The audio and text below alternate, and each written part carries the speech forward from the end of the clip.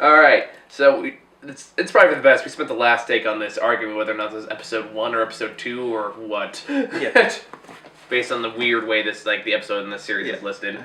But we also came up with an episode or a show name on the spot. So. Yes, Star Wars Showcase, which that's actually a really damn good title. I'm disappointed I didn't come up with that first. Because that just opens up so many possibilities we could do with this. Yeah. But anywho, so we were talking about Star Wars Rebels episode 1 and or 2, depending on how you view the episode listing. Yeah. Droids in Distress. Not as good as the first one. Nah. Still enjoy. I mostly enjoyed a lot of the surprise cameos, not just the obvious ones of C-3PO and R2-D2. But as you mentioned, was the droid from... It's the Star Tours droid. When I first saw this, I was like, oh my god. That was my favorite ride when I was a kid. So like, I know that fucking thing anywhere. I was like, oh, they worked it into canon. That's amazing. It's even the same ship they used in the ride too. It's kind of great. But this one's all about, this one has C-3PO and R2-D2 who make a cameo as they're trying to steal weapons to get money so they don't, as they quote, put the Ghost into storage. I guess is the name of the ship? Is the ship named the Ghost? I think so. That explains why why they kept calling each other Spectre. Yeah, that actually does make a lot of sense when I think about it. I thought it was just randomly assigned code names. But anywho, so, sorry, I just thought of 007 there for a minute. I thought M was a randomly assigned code name. I know what it stood for. Say one more, they have you killed. Yeah. But anyway, this one, they go into this. They try to intercept a gun shipment, and meantime run into R2-D2 and C-3PO, who are also kind of undercover doing their own thing. Well, except for C-3PO. Well, C-3PO thinks it's perfectly legit. R2-D2's on a secret mission. Yeah. To get these weapons that are called disruptors, and they're really dangerous because apparently they can just turn organic matter to paste and shut down ships. Is the subtext I got out of it. They never directly say that turn people to paste. It's like, do you know what that thing does to organic material? They just say no. Well, he knows. It's like, so I'm just gonna assume they just like melt like the evil, like the Wicked Witch of the West or something. Oh, what a world! Oh god, that'd be dark, wouldn't it? But apparently Zeb, I think it's his name, Zeb, the big gorilla guy. It's about he's like one of the last of his race because all his species were apparently just destroyed by these disruptor things. And while they're tracking this stuff down, evil Martin Luther King, which is just ironic that he's playing a character that took part in a genocide. Oh my god. I know, it's kind of fucked up when you think about it. Yeah. I wonder if they have no irony about this at all. But he finds out that Zeb, like one of the few of his race, is still alive, so he decides to go after him personally, and it turns out they have this kind of element. Like, so far of the show, this has probably been like the most forced moment I've seen so far, where they're kind of like, oh, where'd you get that stuff? You're like, that stuff, my honor god. Oh, I took it from one I killed. I was there. I was like, okay, that was a little forced. Yeah. Thankfully, I haven't seen anything like that since. So it's like, I'm hoping it's one of those rare cases where that kind of, it feels that way. I hope so. I mean, what did you think? I kind of agree with you. It's just like, it's decent. Yeah, it's an average episode, but like, it's, still has fun. Mm-hmm. God, what else though? Well, Ezra uses more force powers. Yeah. Got the force push thing going on and the leaping. Yeah. And there was like one plot hole that kind of bugged me though, which you said it bugged you too.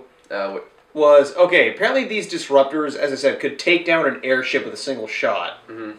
And so, why didn't they just like, everyone grab one and fire at will at this one Imperial ship that was coming towards them? Yeah. To be fair, I think pointed out afterward, not too long afterwards though, they was pretty far away. Still, they could have just shot. I mean, it's not like lasers are affected by gravity, I think. Well, could be. Maybe they are. We don't know. Maybe. But even then, when there was walkers, only one of them had the disruptor. Someone tried to shoot it with a laser pistol or a blaster. That's just true, yeah. And I was just like, once again, why not take the disruptor?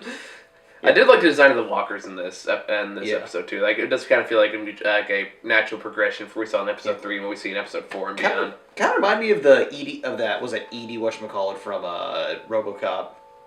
Oh yeah, it kind of does. Kind of does. It doesn't have the little hand cannons though. Yeah. Well, not as big as the ones in RoboCop were. Yeah. I mean, there's not a whole lot to say about this. It's mostly just a Zeb episode, and yeah, not a whole lot other than the fact that stormtroopers are still terrible shots. Yeah, was it? They can't hit They can't hit regular moving targets. They can't hit slow moving targets. They can't hit anything that's barely moving in front of them. Yeah, literally, they can't show C-3PO who's slowly waddling away from them at one point. And I was like, man, you guys fucking suck. Also, I kind of groaned a little bit when they made the Jar Jar Binks reference. Oh, I missed that. It's when they're getting on the ship and they're whatever the hell the psycho droid's name is. I want to call him Claptrap, but I know that's not right. Oh, God, I keep forgetting. But anyway, he does something and then Zeb just goes, "How rude," or something. You remember that scene from? Oh episode? Yeah. I was like, oh, they just made that reference. And I keep wondering whenever they say it's a trap, it's a reference to General Akbar. But yeah, I was like, that they could just be saying it's a trap too. Yeah. Get off Facebook, damn it! We're recording. You're on the internet too. You have Facebook right in front of you. But I can look over here without being obvious about it, because it's a big ass laptop screen. You look like this. Flip, flip, flip. Yeah. But I'm talking to you, right? See, this is why we can't, this is why we need counseling, Grant. I feel like when I'm talking, you're just not there. You're not present. This is exactly what we're talking about in therapy. There you go, fanfic writers. Don't encourage them. I will, because they're amazing. But yeah, do you got anything else to say about Droids in Distress? No, but I just realized probably one of your other subgroups that really follow our videos probably gonna get a field day out of this. Fuck yeah.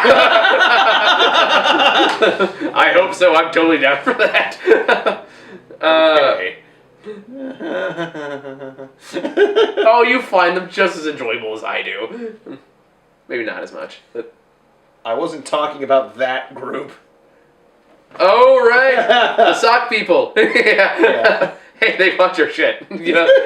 Ring-a-ding-ding, baby. For reference on that, we found out not too long. Well, I found out, just chose not to tell anyone for a while. That apparently we do have a small following of sock fetishes. Which I'm barefoot, so unless you have a foot thing, and you know who can blame me with toes like these, I don't. You gonna be okay there, Grant? You know, of all things considered, sock fetish is hardly the worst one in the world. That is very true. It's just, well, crap. If they're watching the videos, hey, I'm willing to whore myself out a little bit. It's just socks. Want me to model them? I don't know. I can't. It's just a matter. Yeah, take those shoes off. It's like, once when I found that out, I was like, oh, that's a development.